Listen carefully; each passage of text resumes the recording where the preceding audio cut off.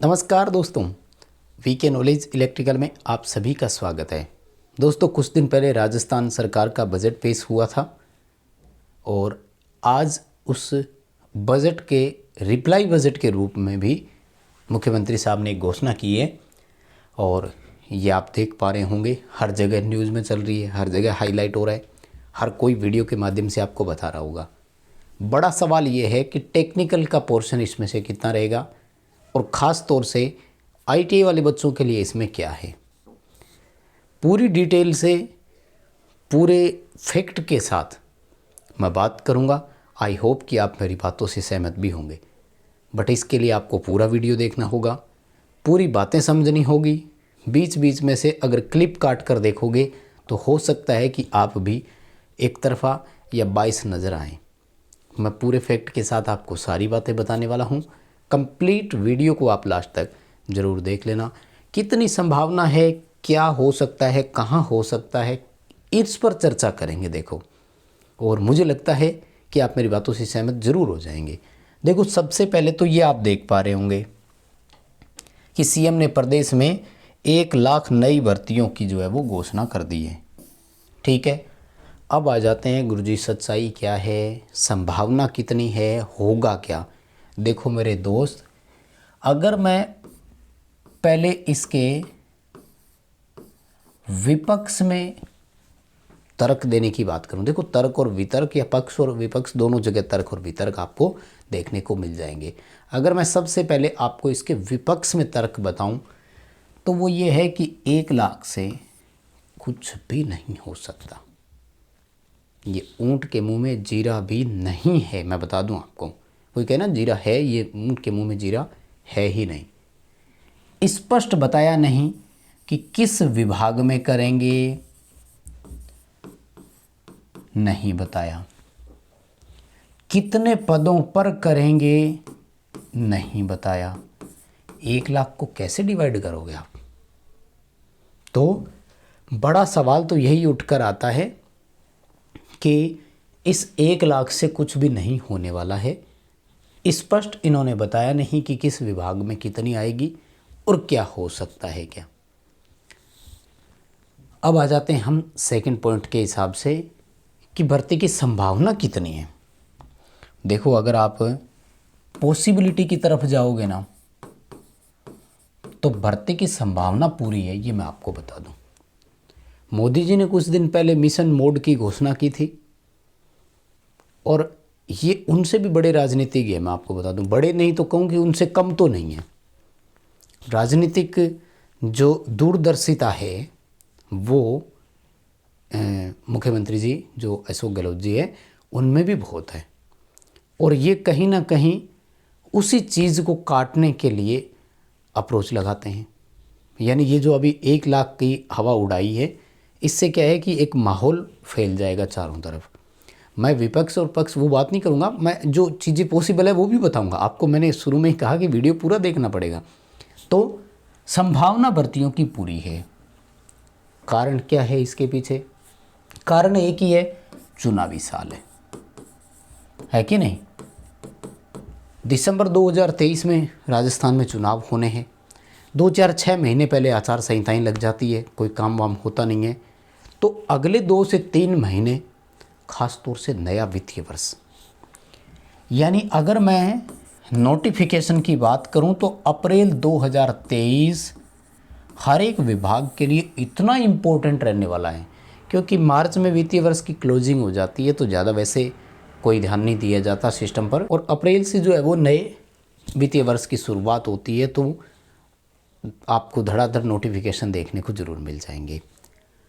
अब बात ये आती है कि आईटी वाले बच्चों के लिए क्या है, कोई संभावना है क्या, कोई पॉसिबिलिटी है क्या। देखो, एक तो मैं आपको ये बता दूं कि आपको ये नहीं सोचना है कि अब आईटी वालों के लिए कुछ भी नहीं होगा, या विद्युत विभाग में तो घोषणा ही नहीं हुई तो अब क्या करें। केवल आपके लिए एक ही डिपार्टमेंट नहीं है, केवल राजस्थान तक आप सीमित नहीं हो। आईटीआई में ऑल इंडिया में सेम क्राइटेरिया होता है। तो यहाँ से आपको ये एक जो माइंड में थिंकिंग है उसको निकाल देना है। मैं आपको पूरी डिटेल से बताता हूँ कि संभावना क्या है और कितनी है। वर्ष 2019 में इन्होंने उत्पादन निगम में छबड़ा और झालावाड़ प्लांट के लिए 220 पदों की घोषणा की थी। अभी रिसेंटली वर्ष 2022 में अखबार में लगातार आ चुकी है कि 681 पद पूरे उत्पादन निगम में चर्चा में है, यानी मैं राजस्थान विद्युत उत्पादन निगम की बात कर रहा हूँ। स्टाफ की कमी है, पूरे सबको पता है। यहाँ की जो कर्मचारी यूनियन है, ट्रेड यूनियन है, वो लगातार मांग कर रही है। जब भी जाते हैं सीएमडी साहब यही कहते हैं कि बस स्वीकृति मिलेगी और मिलते ही नोटिफिकेशन आ जाएगा और हम नई भर्ती कर देंगे। हमें पता है वर्कलोड बढ़ रहा है और कर्मचारी कम है। ये अंदर की न्यूज़ है, मैं आपको बता रहा हूँ। तो बात ये आती है कि इस डिपार्टमेंट में अगर मैं पूरे तरीके से आपको बताऊं तो वर्ष 2013 के बाद में 2012 में अच्छे से वैकेंसी आई थी, 2013 में आई थी, कुछ 100-150 पदों पर आई थी, ज़्यादा नहीं थी। तो उसके बाद कोई अच्छे से वैकेंसी नहीं हुई। अब पूरी संभावना है होने की, क्योंकि देखो चुनावी वर्ष है, हर एक पॉइंट से, हर एक एंगल से राजनीतिक देखा जाता है कि इसका हमें बेनिफिट क्या मिलेगा और हम चुनाव कैसे जीत सकते हैं। मैं कोई इसमें दो राय नहीं रखता हूँ, इसलिए संभावना जो है ना वो पूरी रहेगी। क्योंकि देखो सारे हथकंडे अपनाए जाएंगे और ये तो वैसे ही देखो हर सोच को दूसरे के पर कतरने वाली बात है। जैसे आम आदमी पार्टी ने दिल्ली में बिजली पानी वो सब फ्री किया, तो इन्होंने वो स्कीम राजस्थान में कांग्रेस ने पहले ही लागू कर दी। पिछले बजट में इन्होंने कहा कि 50 यूनिट पर महीने हम घरेलू उपभोक्ता को फ्री देंगे। उस कदम की देखा गया कि पूरे राजस्थान में सराहना हुई, तो इस बार एक कदम आगे और बढ़ गए और 100 यूनिट बिजली फ्री कर दी पर महीने। तो 2 महीने से जब बिल आता है तो 200 यूनिट लाइट फ्री हो गई। यानी ये उस स्टेट से भी या उस एंगल से भी देखते हैं या चलते हैं। मान लीजिए बात ये करें ना अपन वैकेंसी के लिए, तो देखो वैकेंसी निकलेगी ये कन्फर्म है। ये छोटी छोटी भर्तियाँ जो होती है कई बार इनके बारे में नहीं कहा जाता, वो एक अलग चीज़ है, ठीक है। बट इस डिपार्टमेंट में अब मैं आपको बताऊं, सूरतगढ़ थर्मल में 660 मेगावाट की 2 इकाइयाँ 2012-13 से ही बननी शुरू हुई। 16 में उत्पादन शुरू होना था लेकिन थोड़ा डिले हुआ, 17, 18, 19, 20 तक शुरुआत हुई। लेकिन यहाँ 1320 मेगावाट के पावर प्लांट में एक भी तकनीकी कर्मचारी ITI होल्डर की नई वैकेंसी नहीं हुई। जितने भी पुराने 1500 मेगावाट वाले प्लांट में से थे कर्मचारी, उनका ट्रांसफ़र यहाँ कर दिया गया। यहाँ ऑफिशियल तो खाली है ना, सबको पता है, इनको भी पता है। जो सीटें आपने सैंक्शन की क्या उनको भरा गया? नहीं भरी गई, कागजों में तो वो खाली बोल रही है। डेटा पूरा तो करना पड़ेगा। अब ये हर विभाग पर प्रेशर डालेंगे कि आपके यहाँ देखो क्या क्या हो रहा है। तो मैं इस एंगल से एक आपको बता रहा हूँ कि संभावना जताई जा सकती है कि भर्ती कर दे। देखो हमें तैयारी करनी होगी, हमारे पास कोई और ऑप्शन भी नहीं है। क्या कर सकते हैं? अपने तैयारी ही कर सकते हैं। एग्ज़ाम हमें फ़ाइट करना होगा। कुछ राजनीतिक अप्रोच होती है, मैं हमेशा बोलता आया हूँ कि हर भर्ती में होता है, ठीक है ना। 100, 200, 300 सीटों पर हर भर्ती पर होता है। मैं कहना क्या चाह रहा हूँ आप समझ गए होंगे। उसके बाद में देखो इन्होंने जिस दिन बजट जारी किया था उस दिन ये कहा था कि हम 1000 नई रोडवेज बसों का संचालन करेंगे। देखो यार 1000 नई रोडवेज बस में अगर अपन कर्मचारी की ज़रूरत समझे तो ड्राइवर कंडक्टर की ज़रूरत तो पड़ेगी, मोटर मैकेनिक ITI, और वो चलेंगे हेवी लाइसेंस के साथ। लेकिन इन्हीं के साथ ITI वाले आर्टिजन के नाम से 2 पोस्ट आती है यहाँ पर। किस नाम से आती है? आर्टिजन ग्रेड 2 और आर्टिजन ग्रेड 3 नाम से वैकेंसी आती है। कुछ भी कितनी भी तो आ सकती है ना।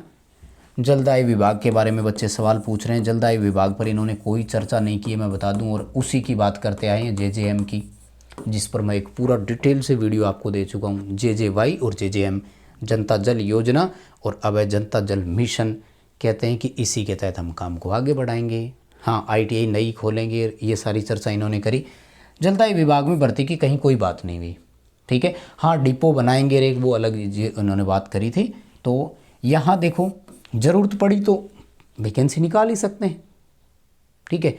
उसके बाद में एक उत्पादन निगम वाली मैं बात बता रहा था, तो इन्होंने इस बार ये भी तो कहा है कि बाड़मेर में 1100 मेगावाट का एक नया प्लांट लगाएंगे। अब भाई हो सकता है कि ये राजनीतिक घोषणा हो, नए के भरोसे हम नहीं रुकेंगे। इसलिए नहीं रुकेंगे नए के भरोसे क्योंकि बाड़मेर में एक पहले से ही पावर प्लांट है जो कि बंद पड़ा है। तो अगर इतना ही कोयला और सिस्टम है तो फिर नया क्यों बनाएंगे, उसी को चला सकते हैं ना। दूसरी बात, बनने को तो ये कहा गया था कि सूरतगढ़ में 2 बन रही है तो भर्तियाँ आएगी, बच्चों ने ITI कर ली, यहाँ लोकल वालों ने, अभी तक तो वैकेंसी आई नहीं, तो वो एक अलग बात है। इसके अलावा जो बच्चे ज़्यादातर पूछ रहे हैं तो वो राजस्थान रोडवेज़ के बारे में पूछ रहे थे, जलदाय विभाग के बारे में। देखो ऑफिशियल स्टेटमेंट नहीं हुआ, अगर भाई जलदाय विभाग आ जाए तो 50,000 से भी ज़्यादा पद यहाँ खाली है, बहुत संभावना है कि यहाँ सब बच्चों का बेड़ा पार हो जाए, लेकिन वैकेंसी करते नहीं है, वो एक अलग बात है। ठीक है, अब बात अगर करें अपन सही तरीके से तो देखो भाई, ये जो ओवरऑल कुछ बच्चे कहते हैं ना कि हम यार इनको वोट नहीं देंगे, ये नहीं करेंगे। देखो पहली बात तो ये है कि इनको वोट नहीं दोगे तो जाओगे कहाँ, वो तो इनसे ही ऊपर का है, ये कम से कम भर्तियाँ करते तो है, वो बिल्कुल भी नहीं करते। दूसरी बात, इनके जो कार्यकाल या तरीके की बात करें तो इनमें कम से कम 2 आती है भर्तियाँ। इस बार क्या हुआ कि ये जो 2 वर्ष अपने कोविड वाले निकल गए ना, ये खराब कर गए, नहीं तो उत्पादन निगम में भी विद्युत विभाग में भी 6,000 पद की पूरी संभावना थी और भर्ती आ जाती, लेकिन कोविड के चलते सारा सिस्टम खराब हो गया और ये 6,000 वाली 1,500 पदों पर आई। ठीक है, अब देखो वितरण में अगर कोई नई भर्ती की बात कर रहा है तो वो तो मेरे गले से थोड़ी कम उतर रही है भाई। ITI होल्डर के लिए अगर वैकेंसी का कोई रास्ता मुझे नज़र आ रहा है तो वो उत्पादन निगम वाला ही आ रहा है, प्रसारण निगम का भी फिलहाल कोई अपडेट अपने पास नहीं है। वितरण में बहुत कम संभावना है, आ जाए आपका किस्मत साथ में है, और ख़ास तौर से किसी विभाग में मुझे नहीं लग रहा भर्ती आएगी क्या। और ये जो 1 लाख है ना, इसमें से देखो टीचर, पैरा टीचर, ये वो अगर गिनने में आएंगे तो IT वालों को तो कोई गिनेगा ही नहीं, तो फिर वो हवा में नहीं रहना 1 लाख के लिए अपने पास कुछ है क्या।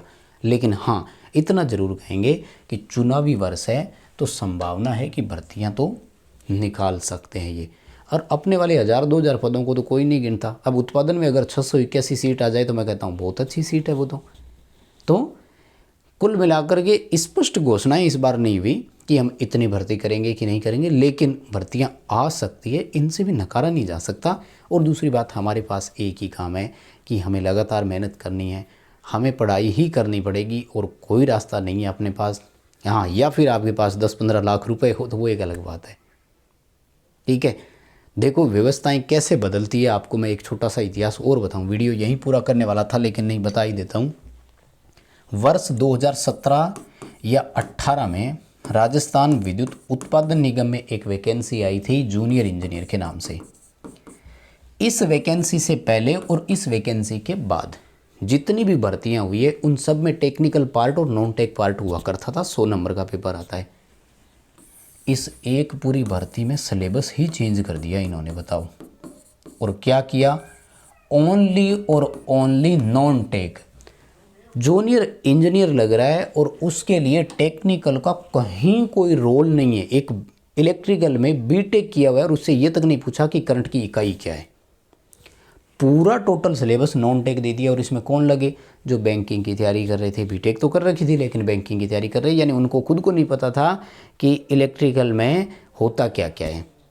तो यहाँ तक संभव है तो कुछ भी संभव है। खैर अभी के लिए बस इतना ही अपडेट था। कमेंट सेक्शन खुला हुआ है, आप भी कमेंट करके अपने विचार ज़रूर रखें। बहुत धन्यवाद सभी को।